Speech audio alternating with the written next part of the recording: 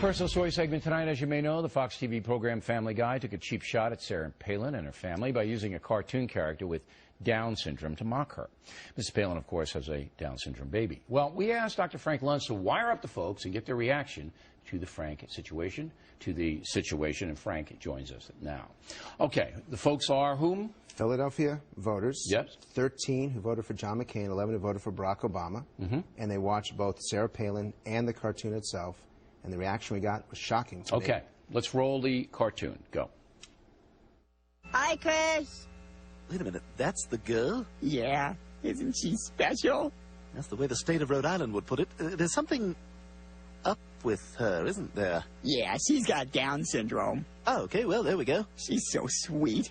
And doesn't she have the most beautiful eyes? Well, the spacing seems a tad off, but yeah, individually they're not awful. You're gonna be this rude all evening? You haven't asked me anything about myself. Oh, sorry, so what do your parents do? That's better. My dad's an accountant, and my mom is the former governor of Alaska. All right, now, after she said former governor of Alaska, we cut it off, but where did the line go? The Republican line tanked, and we asked them, if you think it's funny, you dial it up. If you think it's offensive, you dial it down.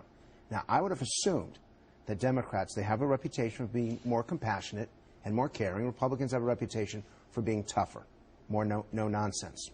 And yet the Democrats didn't find that offensive, and the Republicans did. So it's all about Palin, not about the material. It's all about Palin. And look, the Family Guy people, it's almost it's not almost, it is an insult. And when you've got when you got people who are watching, making fun of someone in that way, could you imagine what would have happened if a conservative had done that? Well, yeah, there's always a double standard in the media, but there shouldn't be among the folks. So you're saying that basically that the people who voted for Barack Obama were not offended by this cartoon, but the people who voted for McCain were. Okay. I'm sorry it breaks down along party lines. Now, as you may know, Sarah Palin came on The Factor to address the controversy, so roll the tape on that. So, Governor, what do you think? It's pretty nasty, is it not?